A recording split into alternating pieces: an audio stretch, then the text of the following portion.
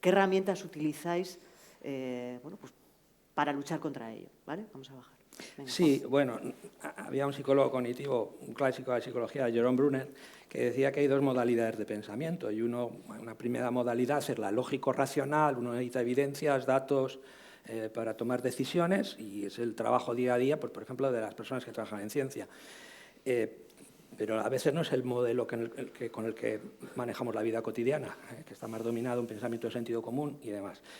La otra modalidad de pensamiento, Brunner le llamaba pensamiento narrativo. Y es que el pensamiento narrativo lo estamos utilizando constantemente cuando, yo qué sé, saliendo de contexto. Fumar es muy malo, mentira, mi abuelo fumaba y moría a los 90 años. Constantemente estamos utilizando argumentos basados en evidencias narrativas para apoyar determinadas posiciones. Y ese pensamiento narrativo es tan potente o más, a veces más, que el pensamiento que intenta razonar, racionalizar, aportar datos, porque ocurre una cosa, que para que una persona reciba el dato debe estar muy implicada con el tema y además tener una cierta apertura, porque si no el mensaje va a caer, pues esa ancla que decía antes, muy alejado. No, es mentira. Eso es que un inmigrante ha salvado a alguien, pues es uno, es la excepción, la mayoría no salvan, ¿no? Entonces, siempre va a haber una reinterpretación. El dato por sí solo va a ser poco eficaz. Y en cambio, la narración opera en otro terreno. Nosotros trabajamos en el terreno de la narración, narraciones de ficción. Hemos trabajado con narraciones en la primera etapa que eran narraciones, no eran de ficción, eran narraciones inventadas, pero no de ficción, protagonizadas por inmigrantes, a los que pagábamos para que hicieran las piezas audiovisuales, y contaban un testimonio, pero luego, y eso es eficaz para determinados públicos. Fundamentalmente para personas que ya tienen un interés por el tema, ¿no? Pero la persona que más necesita la dosis de la vacuna va a rechazar ese tipo de mensaje. No me interesa la vida del inmigrante y cambia de canal. En cambio, ahora estamos trabajando en un contexto totalmente distinto, creamos piezas de ficción donde no sale ni un inmigrante, pero sale el tema de la inmigración y quien protagoniza la historia es una persona que ha estado en el lado oscuro. Es decir, es lo que llamamos el personaje en transición. Era una persona que era abiertamente racista, xenófoba, pero que en algún momento de su vida se ha dado cuenta que las cosas no son así. Y ese cambio es la perspectiva de Gran Torino con Clint Eastwood. El gran spoiler, Clint Eastwood muere al final por salvar la vida de los inmigrantes. Ese personaje en transición lleva un viaje, es el arco del personaje que llamamos en narrativa visual, y esa transformación que lleva el personaje también la puede llevar el espectador. Entonces, nosotros estamos trabajando con piezas cortas, de en torno a 5 minutos, estamos exponiendo a muestras muy amplias de casi 1000 personas y viendo realmente si ese ingrediente funciona o no. Porque la alternativa frente al personaje en transición es lo que llamábamos el modelo de rol positivo. Como es la película clásica. Matar un ruiseñor. Es muy bueno durante toda la película, es un modelo que inspira, pero no engancha a la persona que ya es racista. En cambio, el racista se engancha rápidamente con alguien, pero si es como yo, es tan xenófobo como yo, pero poco a poco ve su trayectoria, su viaje, y la esperanza es que ese tipo de mensajes que se convierten en inspiradores logren un cambio social, porque en definitiva la narración no solo es una forma de pensamiento, sino es una forma de cambiar el mundo. Ese cambio social en lo que a periodismo puro y duro se refiere, y te miro a ti y a Patricia, porque claro, eso es lo que se suele hablar o llamar ese periodismo lento, ¿no? Un poco que tiene otra digestión, que tiene otro trabajo, que busca también ese cambio social, pero lo hace desde otro lugar, ¿no? Yo creo que en vuestro caso vais por ahí, ¿no? Vamos por ahí, correcto, y bueno, es que ese periodismo lento, entre comillas, necesita de medios, por supuesto, y de las capacidades del entorno que te permita hacerlo. Pero me gustaría también coger el ancla que lanzaba Juanjo, precisamente hablando de anclas, ¿no? Y de las audiencias. Y una de las claves para nosotras en nuestro trabajo es precisamente pensar en las audiencias a las que nos estamos dirigiendo, ¿no? Hemos perdido un poco el foco sobre a quién le contamos las historias. Tenemos claro, la mayoría de las veces, cuando se hace buen periodismo y buena comunicación, es quiénes son los protagonistas de nuestra historia, ¿no? Pero a quién se la estamos contando. Y en este análisis de las audiencias es que para nosotras hubo un cambio de paradigma fuerte a la hora de producir esta información sobre migraciones, porque paramos un momento e intentamos entender qué le está pasando a las audiencias, que parece que ya no reciben las noticias de la misma manera, ¿no? Hay ciertas informaciones que piensas que van a tener un impacto, ¿no? Y que de repente pues, pasan como una nota más dentro de la actualidad. Y ahí, cuando nos paramos a analizar a las audiencias a las que nos estamos dirigiendo, es cuando nos damos cuenta que, por un lado, esas audiencias, pues en las últimas 2 décadas, están sobreexpuestas a información, o sea, recibimos impactos comunicativos constantemente, ¿no? Entonces, es mucho más difícil, por un lado, discernir lo bueno de lo malo y, por otro, también absorber la información, porque estamos cansadas. Y, por otro lado, tirando de esto de estar cansadas, ¿no? También desde desde el 11 de septiembre, ¿no? Que empieza a haber un cambio de paradigma brutal en cómo entendemos el mundo, ¿no? Enfocado en la seguridad, enfocado en el miedo al otro, y eso solo se ha ido replicando en el tiempo, ¿no? O sea, para nosotras hay una línea cronológica que desde los atentados del 11 de septiembre, con este cambio de paradigma en la comunicación, se ha ido retroalimentando, ¿no? Por diferentes circunstancias. Hemos pasado también por una crisis económica brutal en el 2008, ¿no? Que también nos da la perspectiva de ya no solo el miedo al otro, que era lo que fomentaba la comunicación tras el 11 de septiembre, sino también el miedo a perder cosas, ¿no? El que nuestra vida se ve afectada de manera clara por esos acontecimientos.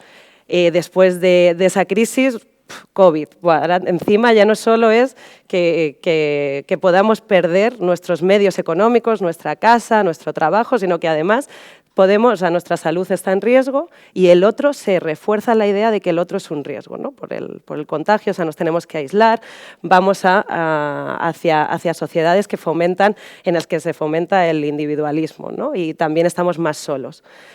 Y de ahí pues ya la guerra, ¿no? En Ucrania y ahora el genocidio en Palestina, ¿no? O sea, es muy difícil asimilar todos estos duelos, entre comillas, ¿no? Porque vamos de shock en shock.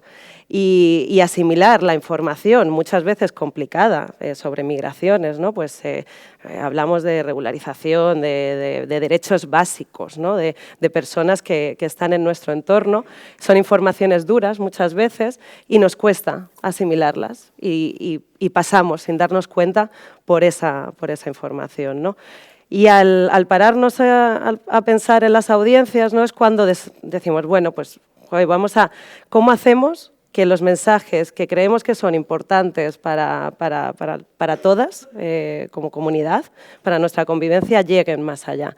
Pues vamos a intentar pues buscar nuevos formatos, vamos a intentar identificar esas historias que no se están contando. O sea, pues por ejemplo, tenemos muy claro quién está perdiendo en la frontera. Ese era uno de los temas de trabajo en Por Causa, ¿no? Sabemos quién pierde en las fronteras, pero no sabemos quién está ganando, ¿no? Y de ahí, de esa pregunta, que no surge de la nada, sino que parte de un trabajo constante de un equipo multidisciplinar de analizar lo que ya existe en el contexto mediático, pues decimos, bueno, ¿quién gana, ¿no? en la frontera? Y surge una línea de trabajo que lleva pues ya casi 10 años, que es la industria del control migratorio. De ese hilo tiramos para pues abrir un marco de conversación que no estaba abierto antes, ¿no? Y ya no solo es hablar de este tema, sino conseguir plantearlo en un formato que se aleje de formatos más tradicionales y que ya podemos saber que son efectivos para ciertas audiencias, pero no para otras, y hacer un esfuerzo por colocar esa información en diferentes espacios, ¿no? Tanto ideológicos, en medios de comunicación de todo tipo, también en diferentes formatos, ¿no? O sea, no, hablaban en el panel anterior, ¿no? Enfocado más en medios de comunicación, como que la información que pones en el sexto párrafo de tu reportaje es muy difícil que la persona que está leyendo esa noticia llegue a ese sexto párrafo a leer ese dato.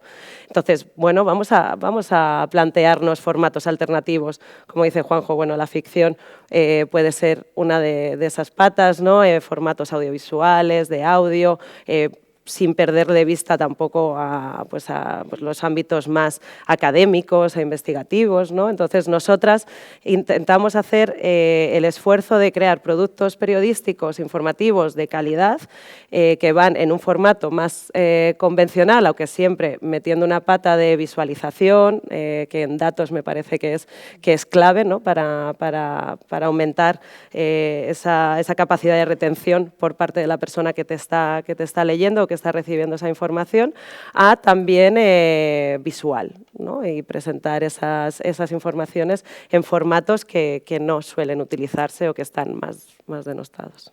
Okva, ¿cómo trabajáis la narración alternativa en vuestro caso? Primero, yo creo que, por ejemplo, este tipo de eventos puede ser una herramienta, porque fíjate, cuando yo llegué a España con mis compañeros, casi siempre, ¿no? Nos invitaban a hablar desde lo que comentaba antes, ¿no? La víctima, ¿no? Cuéntanos el viaje, pero no más allá de esto, ¿no? Y a mi lado hay 4 o 5 expertos, o sea, analizando, ¿no? mi situación, digamos, y opinando. Y yo, o sea, no tengo derecho, ¿no? a opinar o a hablar de mi experiencia profesional.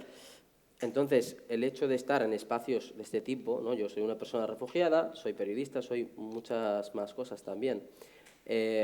Por ejemplo, hace poco un periódico grande hizo una entrevista con un compañero mío y tú lees el artículo y ponía todo el rato, dijo el refugiado, llegó, cuenta el refugiado, tal, y bueno, mi compañero, por ejemplo, es periodista, es profesor, es marido, es padre, o sea, es muchas cosas, ¿no? Entonces, hacer exclusivo, ¿no? Como el refugiado, tal. Luego, o sea, muchos vienen también con un escenario preparado, o sea, que no tiene que ver mucho con la realidad, ¿no? Como, cuéntanos que ha llegado en batera. Yo no he llegado en batera, yo he llegado en avión. O sea, es verdad, yo soy refugiado. De hecho, la gran mayoría de los migrantes que vienen a España, no tengo el dato exacto, pero vienen en avión, ¿no? Pero el hecho de que cómo representa la llegada de las pateras, de los migrantes a las costas, amenaza, no sé qué, no sé cuánto, pues hace que una persona cuando escucha migrante lo conecta automáticamente con el mar, la patera, la tragedia, etcétera, etcétera, ¿no? Entonces, en nuestro caso, hemos creado este medio que hablaba, ¿no? Bainana, que informamos en español y en árabe para audiencia árabe que no sabe español en España o en el mundo árabe puede ser, también al revés, en español para la gente en España, ¿no? Como decía antes, como nosotros hemos pasado por ciertas situaciones, entonces buscamos historias y contamos historias. Tenemos una sección, por ejemplo, que se llama Nuestras Historias y trabajamos perfiles de personas. Luego también lo mezclamos con contexto, con dato, ¿no? Con los motivos, ¿no? ¿Por qué sale esta persona? O sea, siempre lees este maliense pues ha llegado a España en batera huyendo de la guerra, pero yo no sé qué guerra hay en Mali, o sea, allí quién es quién, no entiendo qué está pasando y por qué esta persona sale. Además, en la guerra hay muchos motivos, hay gente que huye de persecución, hay gente que huye de bombardeo, hay gente que huye porque ha sido torturada, hay gente que huye porque ha sido amenazada, hay gente que huye por la seguridad, o sea, y creo que la gente tiene que comprender un poco todo esto, ¿no? Lo que ocurre dentro de una guerra, para que no quede, como decía al principio, como simplemente la palabra de guerra o guerra civil. Bueno, contamos historias y bueno, la investigación, ¿no? O sea, como decía Patricia, yo creo que también el relato es muy importante. Estoy de acuerdo también con el compañero que decía en la mesa anterior que no todo el mundo llega al final del reportaje, pero yo creo que nosotros tenemos la responsabilidad, ¿no?, de pensar en una alternativa. Pero, o sea, para que cuando empezamos a escribir una historia, pues pensamos un poco en el lector, ¿no? A mí, ¿cómo me gustaría leer un reportaje? Entonces, tengo que hacerlo más o menos como a mí me gustaría, ¿no?, leer un reportaje, pensando en el lector. O sea, ¿qué tengo que hacer para que esa persona llegue a leer todo el reportaje, ¿no? O sea, ya hay elementos ya periodísticos que se pueden utilizar. Puede ser más complicado, puede ser menos complicado, depende de la historia, pero para ser también más realistas, creo que eso tiene que ver con los recursos, ¿no? Yo he trabajado con medios propagandísticos, no haciendo propaganda, haciendo temas míos, y he trabajado con otros medios menos propagandísticos, ¿no? He visto que, por ejemplo, a temas propagandísticos que se paga mucho más a temas de investigación, ¿no? Yo creo que la propaganda está financiada mucho más que temas serios de investigación que llevan muchísimo tiempo de trabajo y que no está lo suficientemente, o sea, no hay recursos para hacer esto. Entonces, mucho tiempo nos esforzamos de nuestro tiempo, de nuestros propios recursos para hacer una buena historia, sin que hay un medio detrás o un financiador que me lo facilita, ¿no? Natalia, en tu caso, venimos de hablar de la ficción, de la narrativa, del trabajo por la narrativa alternativa, por un debate editorial buscando llegar de otra manera y pensar en cómo llego de otra manera y abarcar a toda esa audiencia que dices, bueno, no le interesa, bueno, sí, ¿por qué no? Voy a buscar la manera y la forma de hacerlo, ¿no? De eso se trata y en eso está mi hacer y mi trabajo. En vuestro caso, con el dato un poco como el elemento central, ¿no? El desmentido, el levantar la sábana y el descubrir. ¿Cómo lo hacéis? Ponos un ejemplo. Bueno, a ver cómo lo hacemos. Depende un poco del caso, depende del contenido concreto. Nosotros en Maldita sí que pensamos que antes hablaba de las estrategias que utilizan quienes quieren difundir estos contenidos. Nosotros analizamos detalladamente cuáles son sus estrategias, cuál es su lenguaje, cuál es su forma de intentar interpelar al público, para intentar hacer lo mismo, llegando más lejos, pero con el dato. O sea, utilizar sus mismas estrategias, sus mismas armas para desmontarles. Hay una cosa que yo creo que es fundamental y entender la desinformación sobre la migración no se puede hacer sin entender la desinformación en general. En Maldita nosotros hemos hecho investigaciones en los últimos años, una de ellas era los negacionistas del todo. Era una investigación en la que analizábamos diferentes canales en Telegram, porque Telegram es un pozo de mentiras y de bulos. Teniéndolo en cuenta nosotros lo que hicimos es analizar... Que se creó como que no. Se ve como que no, porque muchas veces llegar a un canal de Telegram, pues si no sabes, si no conoces a la persona que hay detrás, si no conoces a la persona que está difundiendo todos estos contenidos, pues no vas a su canal. Pero la realidad es que Telegram, los canales de desinformación de Telegram tienen contenido constante, además muchos de ellos permiten que se hagan chats y se retroalimenten unos a otros. Luego, además, también una investigación que hemos hecho recientemente también demuestra que hay timadores utilizando el odio de Telegram para estafar a gente con supuesta compra de armas. Desinformación sobre migración, que utilizan todos estos chats en los que la gente se retroalimenta su odio para ofrecer armas. Bueno, pues analizando todos estos canales, todas estas estrategias, hemos visto que quien desinforma de migración también muchas veces desinforma sobre salud, sobre vacunas, sobre contenidos utilizando bulos y yendo en contra de la evidencia científica. Entonces, sí que pensamos, dentro de que entiendo perfectamente el debate de si luchando contra un bulo al final lo estás difundiendo más, sí que pensamos que realmente hay que tener una cosa en cuenta y es que puede ser que no te haya llegado ese bulo sobre unas personas migrantes, ese bulo concreto, pero puede ser que a la gente de tu alrededor sí que le haya llegado. Cuando contrarrestas, cuando desmontas ese bulo concreto, también estás hablando de una estrategia que están utilizando y lo que hace es tenerte un poco más alerta ante la posible desinformación, ya sea sobre un bulo de migración, sobre un bulo de vacunas, sobre un bulo de clima. Todo eso luego, como digo, hay canales de Telegram que desinforman sobre todo. Una vez que entras por uno, es mucho más fácil que entres por otro. Una vez que entras a creerte una temática, puede ser que acabes creyéndote la otra y que acabes siendo el negacionista del todo, como son se hacen en esos chats de Telegram, también en grupos de WhatsApp, en otras vías también. Entonces, por un lado, utilizar sus mismas estrategias para desmontarlos. Luego, otra cosa que también estamos implementando, y esto es bastante nuevo en nuestra forma de hacer, es, dentro de los propios desmentidos, intentar fomentar el pensamiento crítico de la persona, ya no solo diciéndole, esto lo puedes desmontar tú mismo, o sea, yo te estoy mostrando aquí el paseo, el camino que he llegado hasta llegar a una conclusión, pero ya no solo con eso, sino también, pues a lo mejor con una frase, si te están diciendo esto, ¿qué evidencia te están dando? Porque, o si te están diciendo esto, ¿no sería lo normal que pasara esto otro? Haciéndole preguntas al lector, porque nosotros lo que queremos es que la gente que cuando ve el desmentido reflexione, que no seamos nosotros diciéndote esto es así, punto. No, tú tienes que reflexionar y haz lo mismo en el siguiente. Luego otro, siendo súper claro, sabemos que los lectores...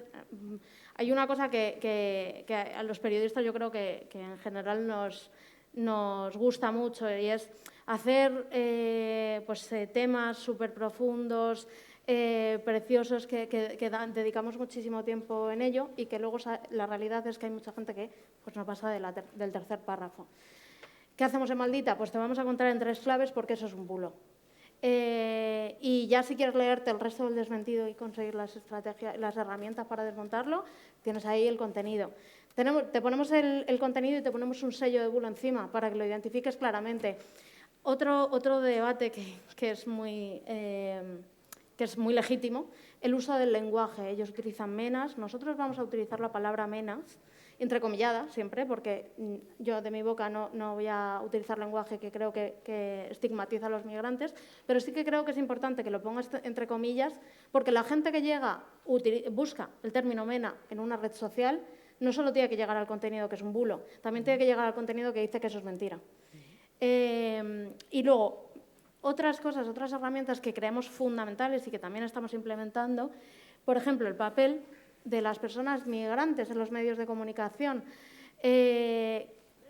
Muy a raíz de lo que ha dicho Okba, a los migrantes muchas veces se les trata como víctima o se les trata como verdugo, pero nunca se les trata con el conocimiento que saben. Son personas que tienen mucho más que dar que aportar.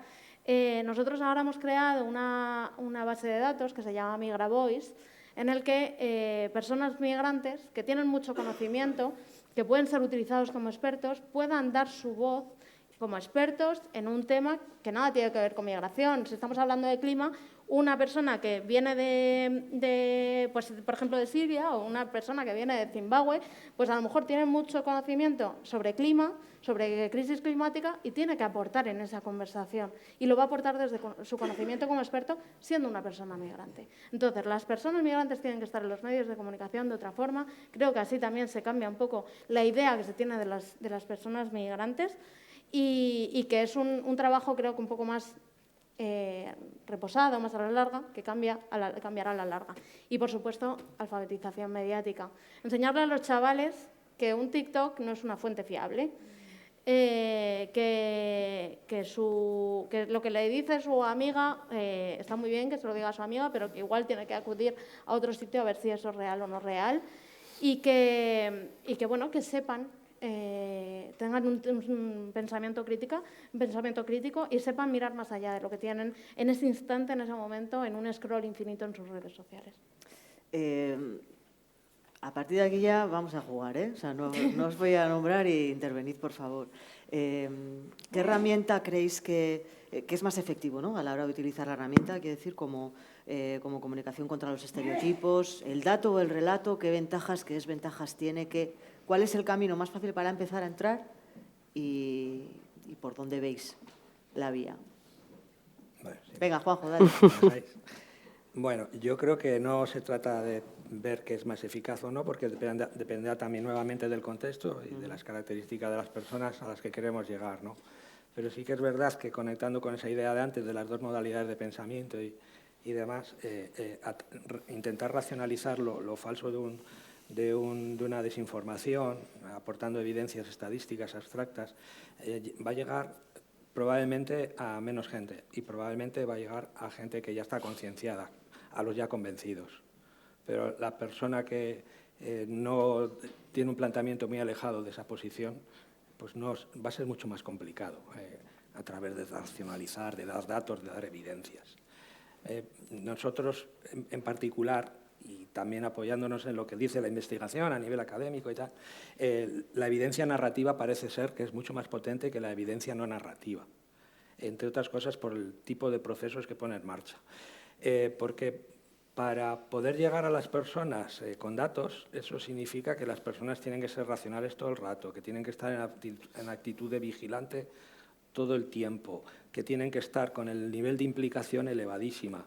Y eso no es real, y lo sabe muy bien el mundo de la publicidad. El mundo de la publicidad vende sin dar datos de los productos y de los servicios prácticamente.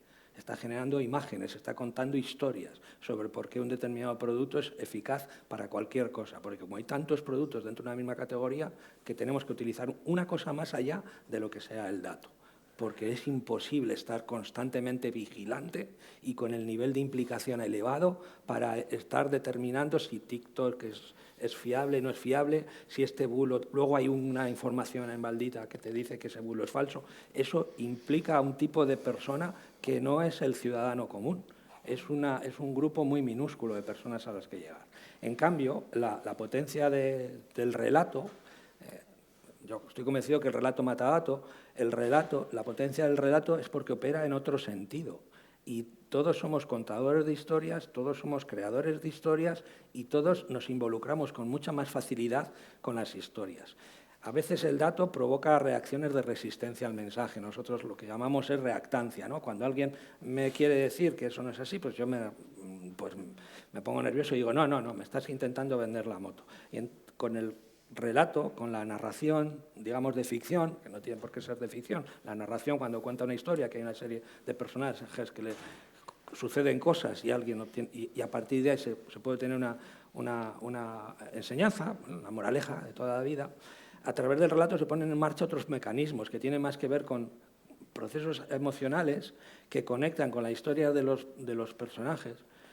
Y en lo que decía antes, en ese recorrido es mucho más fácil que se rebajen las resistencias. Eso no quiere decir que vamos a rebajar las resistencias para intentar convencer a la gente, porque podríamos decir, bueno, pues entonces estamos intentando manipular, impidiendo a la gente que piense. No, es que en vez de activar la resistencia, lo que vamos a provocar otros procesos y lo que vamos a dar a la gente con la narración es como una especie de linterna con una luz muy potente. La persona sin la linterna no ve el rincón del fondo, pero la persona con la linterna ve que allí había algo escondido y entonces se le puede encender la lucecita y hacer ese clic mental. De ahí la confianza en el relato mata dato. Bueno, yo estoy de acuerdo con Juanjo. Por supuesto, los datos son necesarios. Como periodista, pues que es inevitable, ¿no? O sea, necesitamos datos, necesitamos personas que interpreten esos datos, ¿no? Y nos los cuenten. Pero estoy completamente de acuerdo con lo que dice Juanjo, porque claro, o sea, al final, si miramos también hacia nosotras mismas, ¿no? Lo que define principalmente nuestras creencias es nuestra percepción, ¿no? Y la percepción es algo mucho más complejo que se alimenta de diferentes inputs, ¿no? Puede ser la conversación que tengas con tu vecina, puede ser la panadera que te cuente lo que ha hecho su hijo que se ha ido a Inglaterra a migrar y a buscar trabajo, o puede ser lo que leas en un medio de comunicación, ¿no? Entonces, siguiendo esta línea, me parece muy importante el poder utilizar ya no solo herramientas comunicativas y hablar de información, sino también de contar con espacios en el que esto se haga realidad, ¿no? Espacios de convivencia, espacios de comunidad, en las que, pues que esa realidad, eso palpable que tienes, ¿no? Va a hacer que tu percepción cambie, ¿no? Y eso puede ser muy, muy, muy efectivo, mucho más efectivo que escuchar un dato y que te digan esto no es verdad, pero mira, léete todo esto, es como, bueno, no, pero mi día a día me cuenta otras cosas. Entonces, nosotras en Por Causa, además de crear información de calidad, que desmienta todo esto, también nos enfocamos mucho en promover la creación de espacios comunitarios, ¿no? en ver al otro como un agente de cambio, en otorgar ese, porque muchas veces hablamos de agencia, también pues estábamos hablando de agencia, ¿no? De cómo las personas migrantes obviamente son mucho más que personas migrantes, ¿no? Son profesionales y personas muy complejas como el resto, pero es que todos lo somos, ¿no? O sea, hay capacidad de agencia también en el receptor. Y si ese receptor, hablando